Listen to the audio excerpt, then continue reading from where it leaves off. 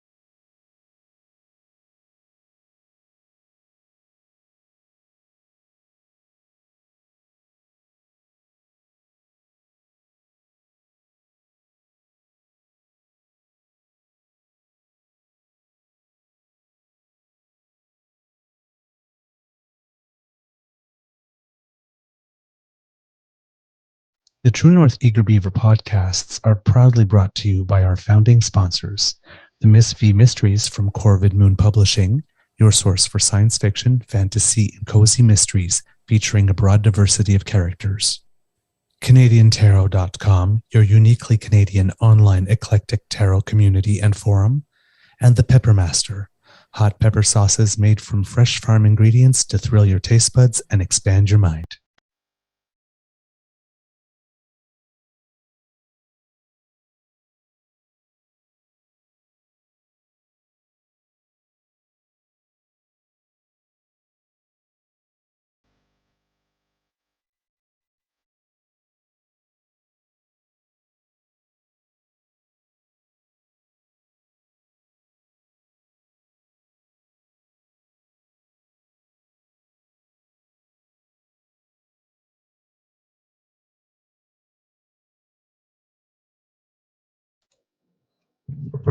Well, good morning and hello, kids, and welcome to season 3 and episode number 216 of the Daily Beaver Morning Show here on the Crier Media Network. Yeah. Today, recording day is Tuesday, September 26, 2023, and it is going to be a cloudy day here at the Beaver Lodge with just a little bit of sun for maybe about 2 or 3 hours this afternoon, but mostly cloudy today. I'm your host, the Eager Beaver, pronouns he, him, hey, Mr. Beaver, eh? And with me, as always, is my good friend, Mr. Grizzly. Good morning to the kits. We're here this morning. Good morning, Kit Dan, Kit Taffy G, Kit Saucy, Kit Cassie. Hey. Hope the harvest is going well. Kit Jillian and Kit Elaine so far this morning. Glad that you've popped in to join us. Of course, a big thank you goes to our podcast's founding sponsors, the Peppermaster, the Miss V Mysteries from Corvid Moon Publishing, and CanadianTarot.com. Oh, and there is a Kit Pete in from Down Under, popping up here at the North Pole. Hello, buddy. Lovely to see you. They're going into summer. They're going into spring, and we're going into autumn. Okay, so we said thank you to our founding sponsors, I believe. But I'll say it again, just in case: Peppermaster, Miss V Mysteries from Corvid Moon Publishing, and CanadianTarot.com. And, well, let's do the most important thing that we do is, because we've been away for a while, an extra day. Hello to you, Mr. Grizzly, and how's your mental health today? Well, good morning, Mr. Beaver. Mental health-wise, I'm not entirely sure. I woke up in a state of mass confusion when the alarm went off. I thought it was Saturday, and I thought, oh, I can go back to sleep. I'm like, wait a minute. I don't have an alarm on Saturday. Why is my alarm going off? Oh, right. Yes, it is not Saturday. It is a working day. What day is it? I don't know what day it is. I woke up feeling stressed because I had bizarre dreams. So bizarre that I was, let's just say there was a heavy workout involved in the dream. So I was flexed and stressed, and I think that's why I'm able to stay so lean. I work out in my dreams. Well, I work out in my dreams, and I wake up. I don't know. It's weird, but yeah, I think I'm okay today. Let me get some more coffee into me, and I'll give you a later. I don't know, a clue later. I don't know. Okay. So, welcome to the Eager Beaver Lodge weight loss plan. Worry your weight away. I do not recommend that. Anxiety is a horrible, horrible thing. I And brought yeah, my no. pencil. Give me something to write on, man. Hey, I'm just saying Waldo was really sweating. He was dropping some pounds. Oh, yeah. I noticed a comment from Cassie. She says, "I can't believe it's fall already. Waking up in the dark is difficult." Yeah, it can't get. Yeah, I wake up at 5. Some days I get out of bed right around then. Most days I lie there for another hour to wake up and read. And 6 o'clock I roll out of bed and it's still dark out, and that's difficult. Now, in November we'll change the clocks over. It's like, yay, we get more daylight hours in the morning. Yeah, but not long enough because I still walk to work in the dark. So, And sometimes walk home from work in the dark. yeah. So, Yeah. this is the difficult time. Yeah, we had Kit Cassie going harvest done and grain in the bins. Thank you for asking, Mr. Beaver. And Cassie says, do we have to solve the equations behind Mr. Beaver? Again, if people turn the volume off and we have very, very serious faces with you with the bookcase and me, the math behind me, it looks like we're like a very, very serious, almost Every now and then I'll academic. just point, right, and do this. Brush my beard here. Not approvingly. Listen, if you listen to us without the sound right now, if you just watch Yeah, us, just watch we look plenty smart and serious, very, very, very, very, very serious. That's for the literally all Greek to me. No, you do not have to solve the equations. That's been me trying to make the whole Ukrainian, is he a Nazi, not a Nazi? Is he a little bit of Nazi? Is it okay to use nuance? Maybe type debate that's been going on. And part of that also is trying to figure out the whole history of India and Punjab as well. Because the 40 million The one at 14. here are all experts, and we were all brought to what modern day sort of acceptable narrative of the history of this is. Because yes, I mean, in Canada we all go to school learning about the history of India and stuff like the Holodomor, which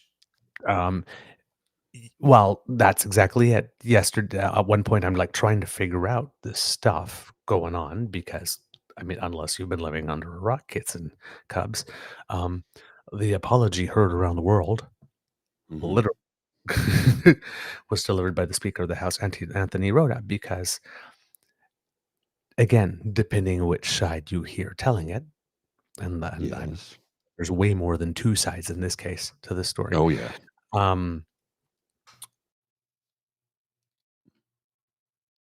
Someone, Yaroslav I don't know what happened. Hunka. You dropped off there for a second. You just, Oh, I don't know.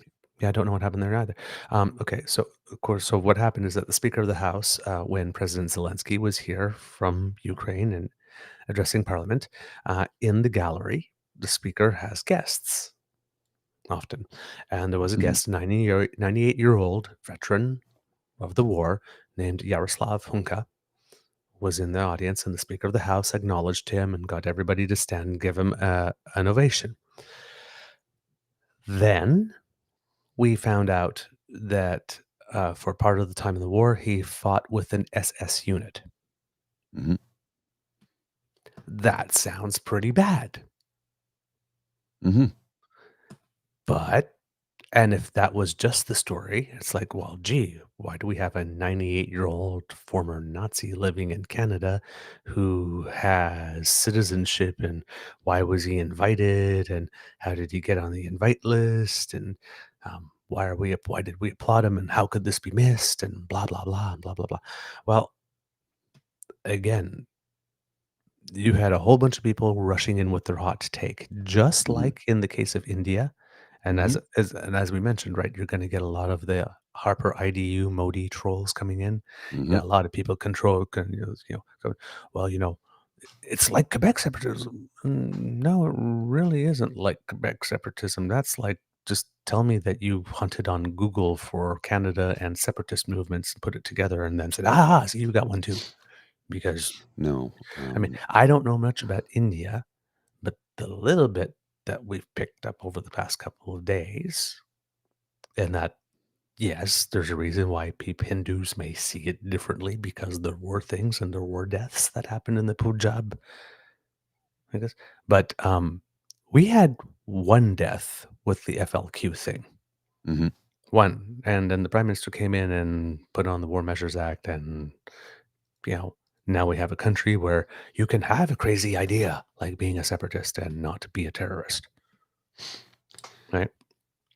So just as that type of, it's happening on both sides, right? Using the shortcuts. So Mhm. he fought with the SS. He's a very, very bad man. There we go. And Well, then some. I'm doing the math on this though, and it's like he's 98, so that means he would have been born in 1925. So at the start of the war, he would have been what, 14? Yeah. And 18 at the end of it. So I need some more facts here because Yeah. I don't know what to make of it. Yeah. Now, I am far from an historian, right? But it seems, from my understanding, and I very, very, very much could be wrong, so please read up on this yourselves, Mhm. Mhm. because this is just my best of understanding based on what's like crossed my feed, and I'm really not trying to take positions on that one yes or no. I'm trying to take positions on stupid stuff like this, and we'll get to that. Um, but it seems that Ukraine was fighting for an independent Ukraine. Mhm. I'm guessing. I'm guessing against Russia.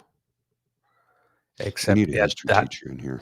yeah, exactly. Except at that time, Russia, UK, and the United States in that war were the Mhm. allies. So you got these tweets going, listen, it's not hard. If you were fighting against Russia, you were with maybe not that easy where Ukrainians are concerned. Well, Maybe. It and seems you that got to there's a history remember, there. at the beginning of the war, the Russians were in league with the Germans at the beginning, and then they switched And then they later on switched later on. when Hitler decided he wanted to take over Russia. Yeah. But I do not know enough about this to make a full. I've had a lot of people text me, email me, what's your thoughts? What's your thoughts? I haven't read enough on it to know, to form a thought. I don't want to rush out and make a statement until I know. I don't want to look like Skippy and say, wow, if he was a true Nazi, an actual Nazi, then boom, Anthony Rota needs to resign. Well, But I think, is there not a vetting process there before you bring in a guest? well, here's the thing. We'll get to all of that. Uh, So but it seems, yeah, I'm yeah, still. okay, I have some of that for you.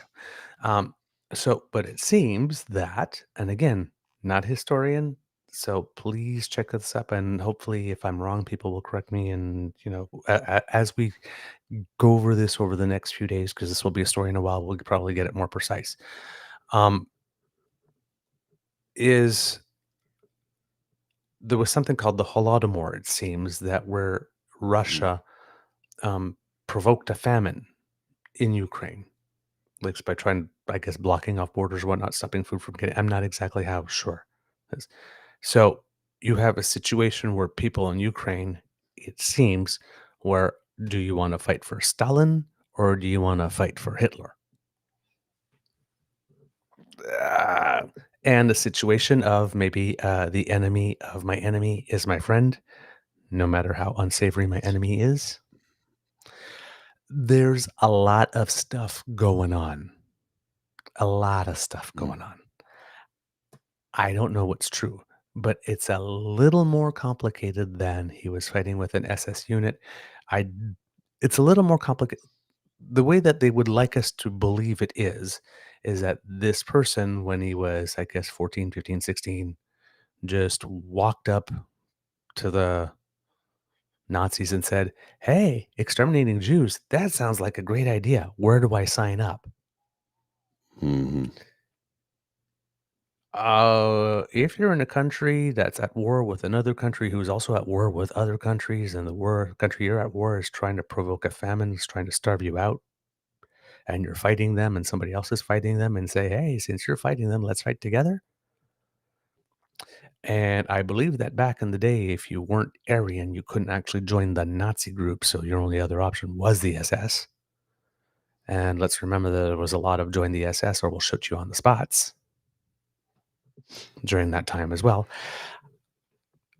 We don't know this man.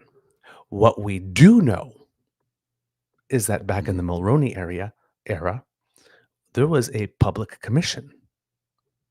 There was a Deschênes public inquisition on commission on this public inquisition.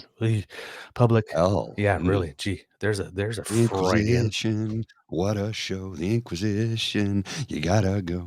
Don't you remember that from History of the World Part 1? Yes, Mel Brooks. Oh man, Mel Brooks. So apparently this was looked at then, and the particular unit with which this person was affiliated, it was not able to be determined that this unit was part of that effort specifically and dedicated to war crimes and dedicated. And as a result, there are several people in Canada over the years who have received Canadian citizenship from that unit. But only this weekend are we having a problem with it. It's funny how that happens. Now, look, there's no splitting hairs on this. If it turns out the man was a real Nazi, and that was the case, well, then Rhoda needs to step down. Oh, he still needs to step down. Oh, I agree, he does, period. Regardless, but for a whole other reason. Yeah, of course. But the vetting process needs to be stepped up. This does not look good no matter what. It's bad all the way around. But we still don't know all the details. So that's why I'm not quick to make a rush to judgment just yet, because it's all very fishy to me. Like, how could he get into the House of Commons as a guest of the Speaker of the House if his past was as checkered as it supposedly is? Because there is a vetting process. There is. So did they drop the ball on that? But we'll get to there. Now, there's a website that's called euromaidenpress.com. So Euro, EURO, Maiden, MAIDAN, press.com. Now, this... D-A-N? Yes, MAIDAN, Euromaidan or Euromaidan Press. Now, if you go to the About Us section, it says, Euromaidan Press EP is an online English-language independent newspaper launched by Ukrainian volunteers in 2014. EP focuses on events concerning Ukraine and provides translations of Ukrainian news, expert analyses, and independent research. Through its work, EP strives to bridge Ukraine with the English-speaking word. EP is a registered non-governmental organization in Ukraine. NGO Euromaidan Press, its current head of the board is Alia Chandra. All right. It has an article. Fact check. Did the Canadian Parliament really invite a Nazi? This is Ukrainian press from Ukraine about a Ukrainian. I hope they would know. Right? So, Anthony Rota, Speaker for the House of Commons of Canada, apologized for praising the 98-year-old Ukrainian World War II veteran Yaroslav Hunka after Canadian Jewish groups alleged a connection to the Holocaust. However, quote, these accusations lack merit and align with Putin's agenda of labeling Ukrainians as Nazis. This is where it's all fishy, right? I've read a lot of commentary from people that I'm asking if this was a setup, if somebody set them up to fall, Again, I will get to that. So I know, but it's just I don't want to go down the conspiracy theory rabbit hole is what I'm getting. But without going down the conspiracy theory rabbit hole, there are questions that you must ask. When you turn around, you go, I've got questions. This is the time to have questions. So, oh yes. So that's what I know the most about the situation, right? There may have been shifting loyalties. There may have been coercion. There may have been choices between two devils, and which one do you pick? And did you really have a choice, especially if you're starving or someone has a gun to your head? And you have a Ukrainian press group within Ukraine that's a registered charity that is saying that these allegations are not are without merit, that actual Ukrainians recognize this guy as a Ukrainian hero. Mhm. Now, again, that's just this one organization. I don't know if this organization has the general narrative or speaking from a perspective. It's the best I've been able to find. Now we get to some of the stupid stuff. Rhoda issued a statement. Mhm. And the statement said, on Friday, September 22nd, in my remarks following the address of the President of Ukraine, I recognized an individual in the gallery. I have subsequently become aware of more information which causes me to regret my decision to do so. I wish to make clear that no one, including fellow parliamentarians and the Ukraine delegation, was aware of my intention or of my remarks before I delivered them. This initiative was entirely my own, the individual in question being from my writing and having been brought to my attention. I particularly want to extend my deepest apologies to Jewish communities in Canada and around the world. I accept full responsibility for my actions. Now, here's where I'm going to say where Rhoda should resign, even though maybe he shouldn't have to, if the guy is not a Nazi.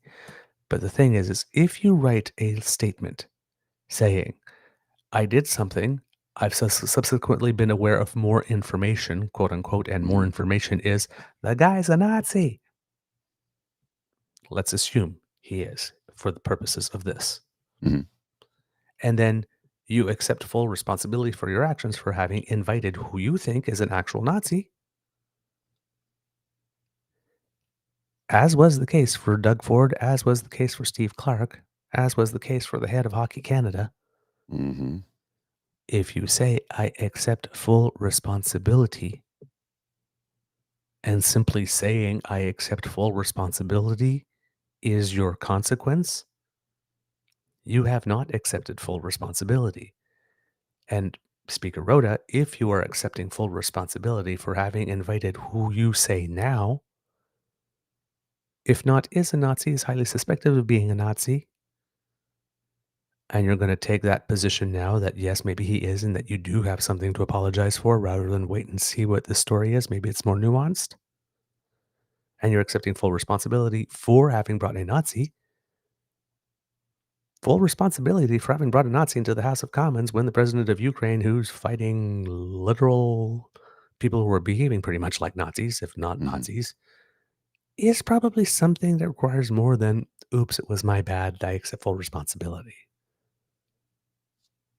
You do have to resign if you believe that you've invited a Nazi in.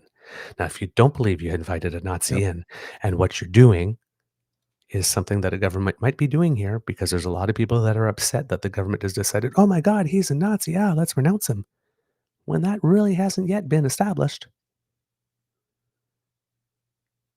But all this stuff that I've just said right now to bring you to the point of maybe is he really a Nazi? And you got people on the other side go, oh, saying, well, he was just a little bit a Nazi. Wow, that's a weird flex. He might not have been a Nazi at all. And he was just given a whole bunch of bad choices and he chose to live. All right. And had to do Mhm. unspeakable things in that capacity. We do not know. I certainly do not know. But I'm going to open the door to the possibility that it may be just a little more complicated than, aha, Nazi, we got you. You've been living in this country for 70 years, because that would raise a whole other set of questions Mhm. from past governments, because there's more than just him. Yeah, but if So, he's been here for 70 years, I'm like, and the whole unit was investigated during that commission and deemed to not have committed war crimes. So we probably, and Canada has the largest Ukrainian diaspora outside of Ukraine. So what, there could be up to 700 Mhm. Yeah, people that we've let it's in. all Now they're probably not all alive now because this guy's 98, but you know what I mean? Mhm. And they Mhm. lived here all these years and there was never an issue until now. Look, it the whole thing stinks to high heaven. It's bad optics. Okay. It makes everybody look horrible. Yeah. I don't know, because I have not done enough reading on it I'm to pleading really form ignorance. an opinion. Yeah. Yeah. And that's the whole thing yesterday is like, I'm not going to have an opinion. But what I did have an opinion on Mhm. is, for example, should Rhoda resign? Well, yes, of course, because he says I let a Nazi in. I accept Yeah, full so responsibility for that. Well, he then gots to go. show us. You got to be consistent with your words. That's the reason for which he needs to do it. But in that letter, right, that 1, 2, 3, fourth paragraph, this initiative was entirely my own. The individual in question being from my writing Mhm. and having been brought to my attention. Mhm. By whom? Yes. Now, if you're wondering about how did he get there, that's the question. That's what we say in French, la question qui tue, the question that kills. Who brought this person to your attention? Who slipped this person onto your path so that you can say, oh my God, he did this in the World War II? Well, yeah, let's have him in. Mhm. I mean, somebody's presented to you as being a war hero like this, and you think, oh my God, I have an opportunity to do this. How much vetting are you going to do? I mean, why would somebody present someone to you as being a war hero from Ukraine if they're not? So a lot of people are Yeah. wondering if this person was brought to Mr. Rota's attention by a conservative, for example. I've read that We d- we do conspiracy not theory. know, we We do don't not know. know, and he is not saying. But Right. who brought it to his attention kind of matters. Um, but the man does live in his writing. Then you have this whole other session where Pierre Poliver and the conservatives were saying that the prime minister personally met with Mr. Hunka either before or after the ceremony. Mhm. That never happened. Oh, no. No, I've read conflicting, the prime minister's things office about has that. issued statements that never happened. There Mhm. was no individual meeting. Now, here's the thing. If you do believe that the Speaker of the House did invite a Nazi, an actual Nazi, into the House of Commons when President Volodymyr Zelensky is there delivering an address fighting against people who are trying to label him as being a Nazi A and Jewish people who man. are actually being Nazi, acting like Nazis. You got all of that going on. Mm. That's bad enough on its own, Oh, right? yeah. The why lie when the Mhm. truth will do, that's bad Yeah. enough on its own. But you had to add the embellishment that the prime minister met with him. Mhm. And then you're starting to ask about security and you're going like this, well, everybody that gets close to the prime minister must be vetted. Blah, blah, blah. And then there's political security, Mhm. political vetting, and physical vetting. Mhm. When Karina Gould, the deputy prime, well, not the deputy prime minister, sorry, the House leader, Right. stood up in the House to answer questions because the prime minister was not there, and Pierre Poilievre kept on asking questions of the prime minister, even though he was not there in the room because it looks good on the clippings because the House of Commons only shows you. Mhm. Um, she said that everybody had been vetted to be in the house. Everybody got security vetted to be in the house, Mhm. to be in the gallery, like everybody does when they go to the House of Commons and want to sit in the gallery. If you're sitting in the gallery, you are not considered being too close proximity to the prime minister. If I go to the House of Commons to go sit in the gallery to watch question period, I do not need to have a security check or be vetted in terms of my past. They just check my pockets, make sure I'm not bringing sharp objects or explosives. Mhm. And they watch me like a hawk to make sure I'm not going to be disruptive during the house. Well, otherwise, they immediately pull me out. Mhm. Which is why I wouldn't He last was long in the vetted gallery. security wise. Not his The background. speaker, yes, the Speaker of the House invites their own guests. It has nothing to do with the Prime Minister for the same way that the same reason that the um, decisions of the Governor General also have nothing to do with the Prime Minister, which is one of the reasons, for example, we mentioned on a previous show, well, why doesn't the Prime Minister just keep on living on the Governor General's grounds? Because even though it's just symbolic, it's probably not good optics for the Mhm. Prime Minister, the democratically elected Prime Minister, to be living on the same grounds as the non-democratically elected head of state. Yes. In order. So similarly, it is probably not a good idea for the Speaker of the House, who must be independent and impartial to all the members of the House, to vet his guests through the Prime Minister's office. that would be quite a violation of parliamentary privilege to give the sitting government of Canada of the day a veto on who the speaker, who serves the entire house and is impartial to everyone. Then they keep on saying, oh, why is he still in caucus? The speaker of the house is not in caucus. Oh, well, then they show us election signs saying he's running for the Liberal Party. Yes, he got elected to parliament as a member of the caucus.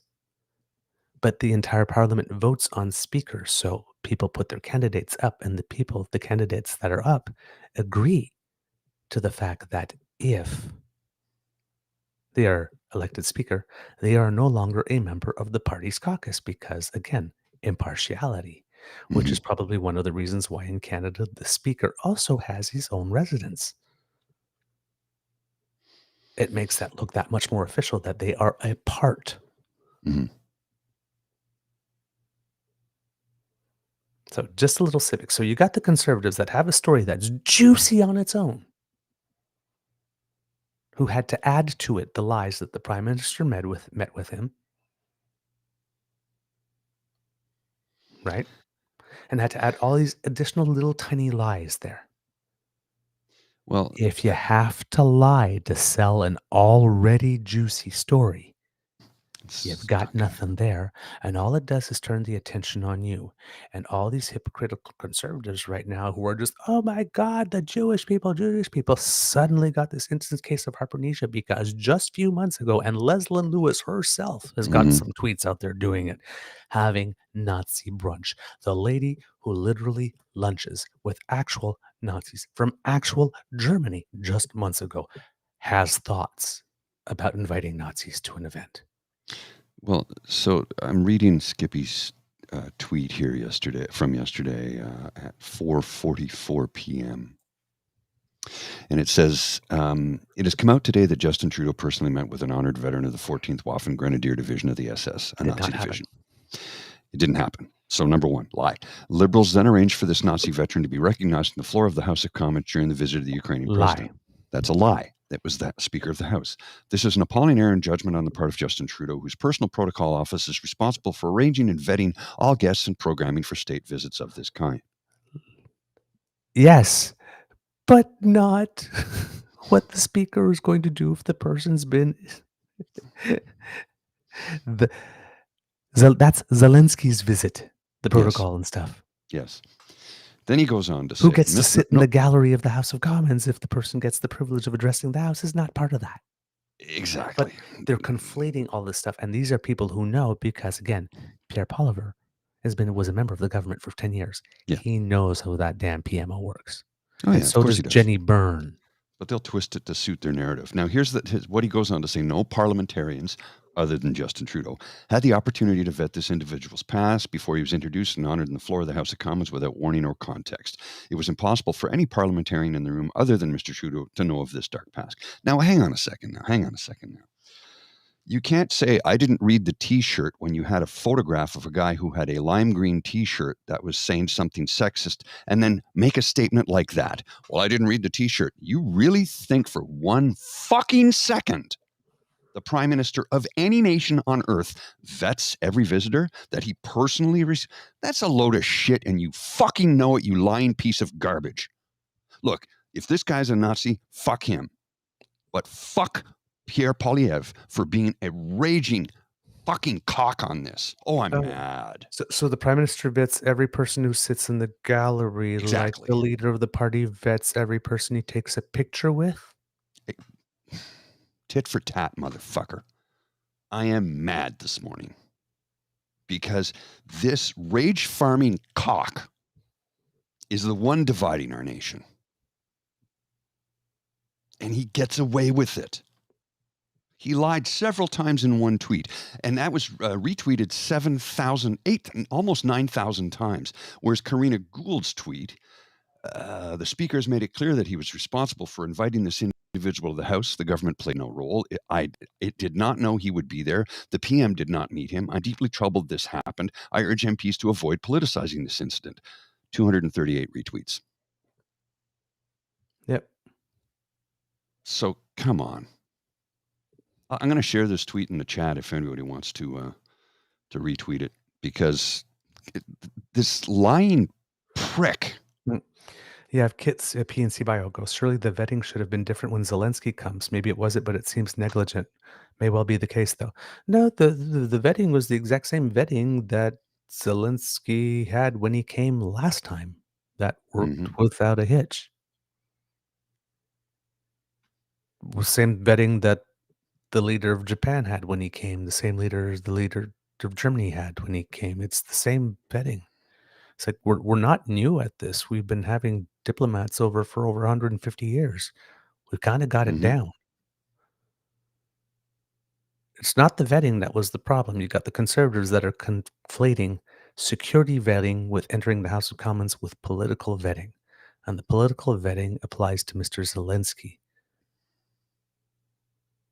Not to everybody that's going to be on his path unless there's an actual, like, going to be a face-to-face meeting. But if there's going to be a dinner party and a reception line, yeah, everybody at that dinner party is definitely checked because you're in a room. But the gallery of the House of Commons, that's just public. I could have been there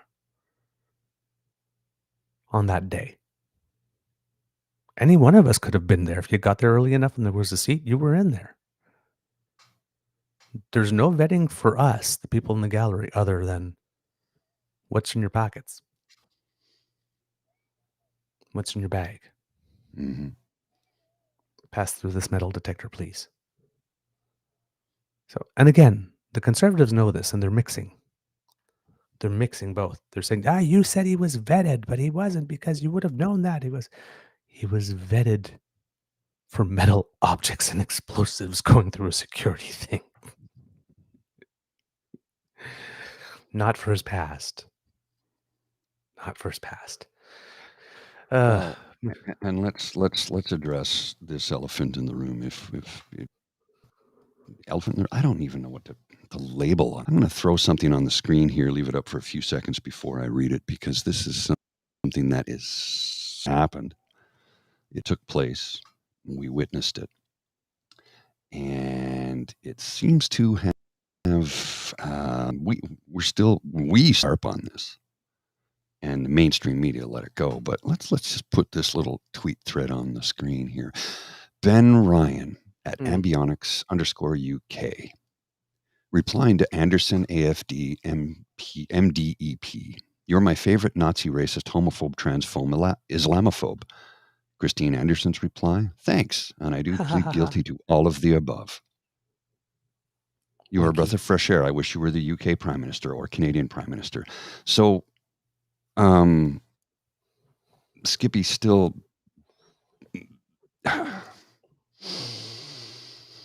deep breaths, deep breaths, deep cleansing breaths, deep cleansing breaths. How much time do we have, Mr. Grizzly? 15 minutes. 15 minutes. All right. Okay, let's do the Tasha thing that I wanted to do the other day then. Kits, we have been talking a lot about Tasha Carradine over the past few weeks and months. Not first coming to our attention because we knew of her clearly before, but when she wrote a piece suggesting that the Supreme Court of Canada had been incredibly politicized by our Prime Minister and begging him not to politicize it anymore after Justice Brown had to step down based on what happened when he was on vacation, let's say. And then this Tasha Carradine person who was working for the Patrick Brown campaign during the leadership, so doesn't support Polyev, and seemed to be, no, sorry, she was with Charest. Sorry, not with Patrick Brown, with Charest, I believe. And then they announced something called Center Ice Canadians, which was another political movement. And on the 20th, well, they announced that, yes, they're going forward as a party. Alberta businessman Rick Peterson, who once campaigned for the leadership of the Conservative Party as well. Another rich guy trying to get into politics and I guess creating their own movement. But this one seems to have the support of a certain number of moderates. Um, however, uh, I don't know, man. Yeah, it's I don't know, it's complex. I don't know where it is that they're really going to sit on the spectrum, because what they've been saying the Hmm. entire time is that they want to be like the old progressive conservatives. But if you're adopting the GOP playbook of the prime minister's politicizing the court, and now she has started to get a little Yeah, bit friendly with the uh, hands off our kids movement is and she a all that Pinot? kind. Progressive in name only? Eh, I'm thinking that they might have decided that their bread is a little more buttered on that side financial wise. But she Well, pushed. rage farming does get you money. Yeah. Well, she wrote for the National Post again, who seemed to love publishing this stuff, an editorial called "School quote Inclusion Excludes Parents. No wonder they marched." And she goes into a whole bunch of things that I could read here to it. I'll just probably post a link so that the kids can check that out themselves. But it's just school inclusion excludes parents. You know that whole thing that we talked about, the parallel of the paradox of tolerance. Well, that's what's going on here, right? We must include people who wish to persecute some of the most vulnerable children that we have in society, or else tisk, tisk, tisk. Terrible, Hmm. terrible, terrible, bad us. We are exclusionary. And I thought, okay, one, bullshit argument. School exclusion also excludes parents, just a different set of them. School inclusion can't also include those who wish to self segregate.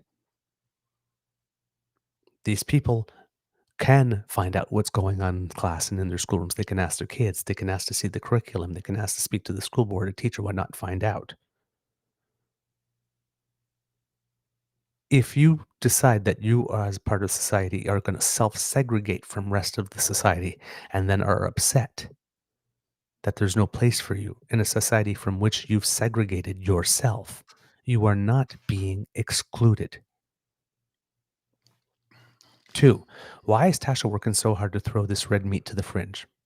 I thought she was center ice. Not so much, eh? And here That's yeah. she's practicing the art of what I call nice, nasty politics. Mhm. Because in her previous tweet, remember, time spent on ideology instead of learning is driving parents nuts and is fueling a backlash that will get very ugly very fast if politicians and educators don't pay attention. Frowny face. So she couches her Mhm. anti-trans tweets as concern for kids. Right? The sad face emoji is how you're supposed to know that she's sincere for the kids. That's the nice part. Right? But then the nasty part, she's intentionally framing the reality in today's classrooms as time spent on ideology instead of learning. Well, if you're doing that, then you're not caring about the kids now. You're caring about those for whose benefit you are claiming that what's going on in the classroom is ideology instead of learning, when all that's going on is learning that it's a big world Well, and that there are people that the, are different and you're going to meet them and you should be nice to people who are different, like you're nice to people who are the same. like Elaine has here that I put on the screen, they can view the curriculum online. I don't think any of them have done that. No, no, no, no. Well, Let alone have any of them actually spoken to students. We had one on just well yesterday morning. You saw the show. We taped it on Sunday. yep. And the response to it has been She very told good. us. Oh yeah, This is what one a of the highest remarkable young view, woman. Huh? already one of the most view showed of the last 2 weeks. Yes, Yeah. yeah. Such a remarkable young Yeah. woman. So Tasha doesn't want the backlash or the consequence of being called out for saying ideology, so she claims to worry about a backlash that will get very ugly while she's feeding that backlash. Because the brave thing, the stand up for Canada thing, remember when the Conservatives used to run on stand up for Canada, is Mm. for the rest of us to make ourselves really, really, really small and really docile and really as quiet as possible, because we must live in fear of the backlash of a minority of irrational loudmouths who would deliver the backlash regardless. Because feeling that they are the victims of the system gives them that sense of belonging to a group that they have not had. And everybody in that group tells them that they're the ones that are right, everybody else is wrong, and stick with us, we'll love you. Pretty much like gangs or cults. Right? Well, to that, Miss Carradine, I say, and pardon my language, Miss Grizzly's mom, but fuck no. I refuse to make myself smaller and to silence myself so some overprivileged, allegedly heterosexual conservative can dictate to me how I'm supposed to feel about people wanting to trample all over the most vulnerable members of my community. And she goes, no one's trampling. No one is saying you can't be trans or straight or whatever you choose, but schools are for education. Kids are not learning basic skills and violence is off the charts. Those are the priorities schools should focus on. Curriculum should also be age appropriate. This isn't a big ask, nor is it hateful. Which is just more BS because she says nobody's trampling. You got the Premier of Scott Moe that wants to unleash the notwithstanding clause on a group of kids. So, Miss Carradine, please, again, respect me enough to not pop a squat right over my leg as you urinate and tell me it's rain. This thing I just put on screen from Tim, I felt the same way. Yeah. I remember watching that film. I know which one you're talking about. I was watching it in school, and I'm like, I was 17, I think, 16 or 17 when I saw it. Oh, Romeo and Juliet, 1968, yeah. Right? Yep. Yeah, I remember watching that in school. We were it was part of the curriculum to watch the film, and I'm like, how are those parents going to feel about? Well, that's historically accurate by William Shakespeare and blah blah. I'm like, but historically accurate. It was a play. It didn't actually take place. Mm-hmm. Yeah, it wasn't real. I know. Number one, and number two, it's part of English class, not history class. And number three, yeah, there is a nude scene in there. Yep. It happened. I saw it. Yeah. So you have Scott Moe saying he's going to use the notwithstanding clause. Yeah. She says no one's trampling. So when a premier throws the full weight of the state behind an effort to appropriate information from a vulnerable child, no less, information that does not belong to the state or the premier, and claims that information as their own to do with what they will, if you don't call that trampling, I don't know what it is. Because if the state did the same, and we mentioned this before, with information about pregnancies, filing for marriage license, marital infidelity, or a married person going for an STD test, you'd be up in arms. Mm-hmm. Because it's personal information belonging to a child, suddenly you don't care. She goes, no one is saying you can't be trans or straight or whatever you choose, really, because it seems to me that what they're saying is, quote, you can be whatever you choose.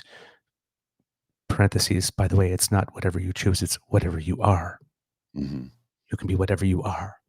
But if you're the wrong thing, we're going to make your life hell. Don't want us to tell your parents? Why not come into this room in which we'll throw yet more adults, like a social worker or psychologist, your way to pressure you even more into disclosing something you don't want to disclose? Oh, yes, you can be whatever you choose. You just can't be it safely. So if you want to be safe, maybe it's best you don't be your full, true, authentic self here, because we won't protect you. But schools are for education, she says, and your starting bias is that children learning about the world around them and that different people make up that world and that that's okay is not education.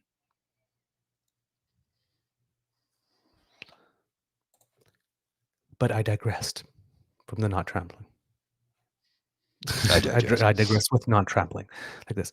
And then, so back to her original thing. Seriously, screw you, Tasha, for not only suggesting even obliquely that I or any other rainbow person should make ourselves small for the benefit of people who are going to complain anyway. And screw you for selling out trans kids, and screw you for trying to frame yourself as a virtuous person while twisting a knife into our lower backs and pulling up. Seriously. Mm-hmm. What the hell? What the hell? Yeah. You can't be doing that. I'm just... Yeah, it's all just... Exasperating. Why does she want to do? Mm-hmm. Why even? She's a Pinot, progressive in name only. But you see the thing? Mm-hmm. It's very subtle. Ideology instead of learning. And then I'm not going to show it here, but when she says nobody's trampling, it didn't take me long to go into YouTube and to find lots of videos of transgender teens being beaten at the park or on the schoolyard or whatnot. And there was just recently a case in Nova Scotia. Mm-hmm. I think literally on the day that she posted that, the day before that, there was a trans person named Raven who basically had her head stomped, literally being trampled. Mm-hmm. Quote, those are the priorities the school should focus on. Really. The priorities. Now remember again, right? Schools are for education. Kids are not learning basic skills, and violence is off the charts. So education, learning basic skills like this. And for some reason, she just threw that there's violence in the chart. Anyway. So, do you realize, given the context you've just said, that it's not a priority for schools to focus on creating a safe, loving, welcoming, positive environment for all kids? Is that really what you're going with? Curriculum should also be age appropriate. This is Canada. We've been a nation for 150 plus years. We had education systems all this time in which curriculum was not a. You're going to tell me now that we had an education system all this time in which curriculum was not age appropriate and we just realized it this summer? Again, that's what you're going with. All the teachers, all the principals, all the students that were exposed to all this pornography, all were all in a conspiracy together to keep it quiet until just this summer. And speaking of age-appropriate curriculum, you're claiming that a curriculum from coast to coast to coast today was not developed with the help of the finest pedagogues, those most likely to know what is age-appropriate curriculum available to us up until just this summer. We just realized that we have not been doing that. That's what you're running with. And speaking of age appropriate, what age, and please be specific, is too young to be appropriate to start learning that not all families and not all people are the same, and that you should treat them with respect, even if they're different? What age is appropriate to start learning that? Because I don't can't know how say. old you are, Tasha, but from the comments that you've written over the past few days, you haven't reached that age yet. Clearly. Unimpressed face. You are better than this, and I do not understand why it is that conservative-leaning women repeatedly agree to play dumb in public for the benefit of some men. Stop it. Yeah. It's not a good look. Well, let's just look at this. From the breakdown, our friend Nate. Why does condemning the hate marches matter so much? Because the day after they happened, kids in Kitchener lit a pride flag on fire, then threw it and rocks at LGBTQ2S plus kids. And I And know you they can did bet, not learn that in school. you can bet they didn't learn that from any curriculum. And here's the link. I'll put it in the chat There you for go. anybody who wants to read it. I have it And right here. This is the link to the article. Yep. And I'll post your link as well. Yep. And said I put this story there, a link to the story about the young girl, trans girl who was beaten. The parents, some of the parents are not happy because Cape Breton parents have called for a town hall after the student was attacked, and it seems that the school just wanted to make it all go away. Of course they Some of did. the parents are not having that. So, all right, Mr. Grizzly, do we have a show? We do indeed, sir. I wanna just end it on because it's been a really heavy morning. Tuesday is traditionally a lighter day than Monday. We flipped it. We flipped the script this week. So I'm going to end it with Theo and Medakis's latest cartoon.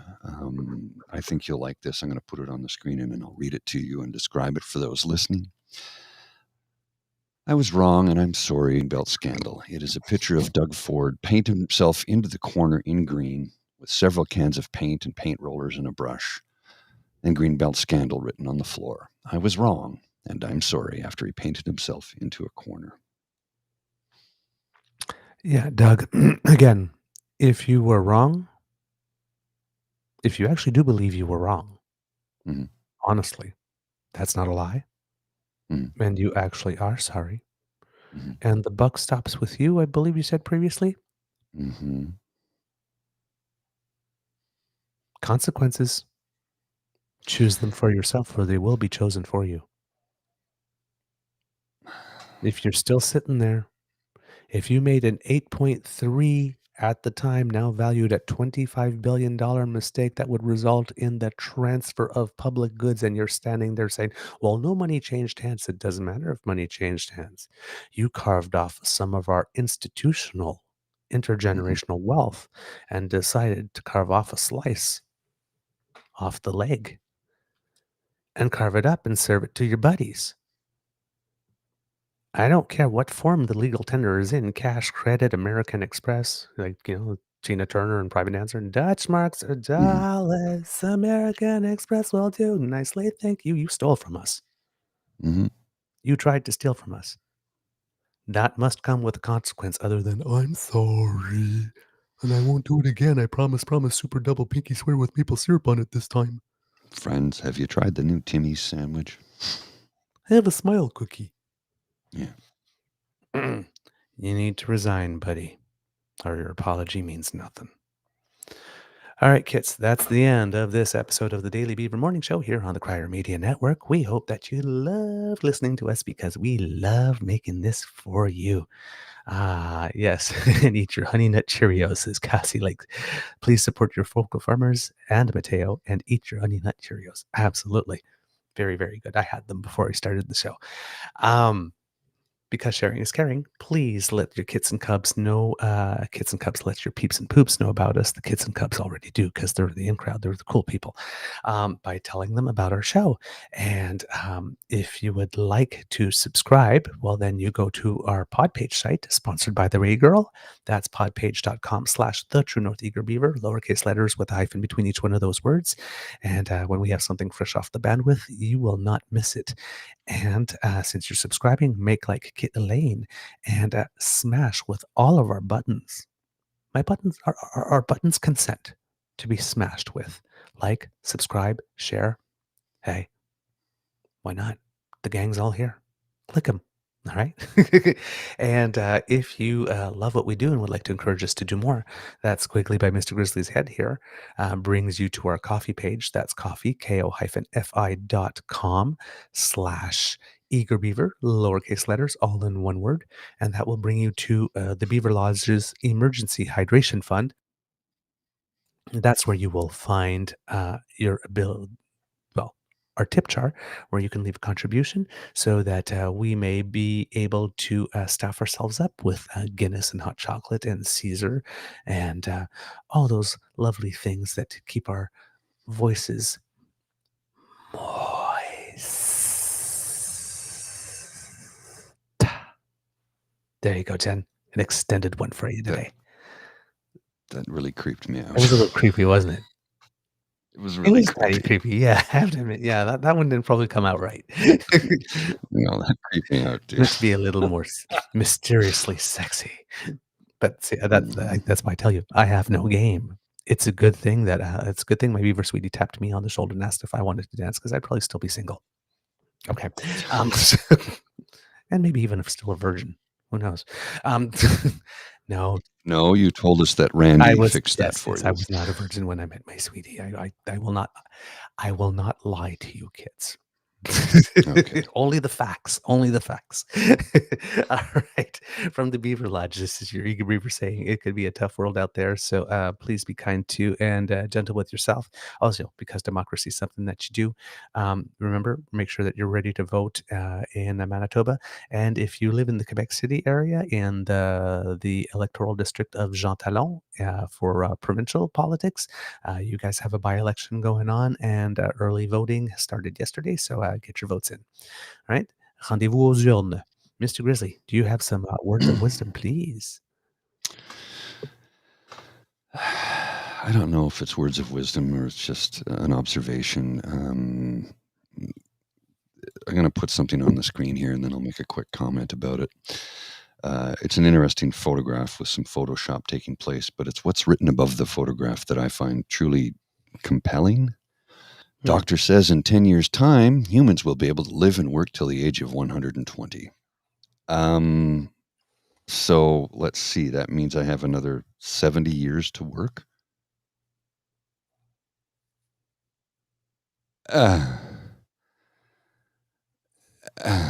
75, I guess. No. I don't wish to do that. I don't wish to work, live and work till 120. I was hoping that I could retire in 20 years at the age of 75, which is usually 10 years prior to when many people retire, but I have no choice. So work hard, save your money, don't run up your credit cards if you can avoid it, and have a great day. That's all I got. All right, Mr. Grizzly, please roll them credits.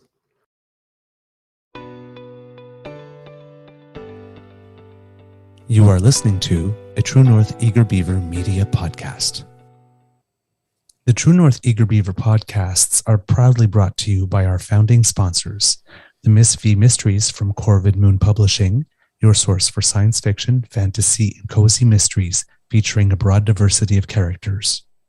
CanadianTarot.com, your uniquely Canadian online eclectic tarot community and forum, and The Peppermaster, hot pepper sauces made from fresh farm ingredients to thrill your taste buds and expand your mind.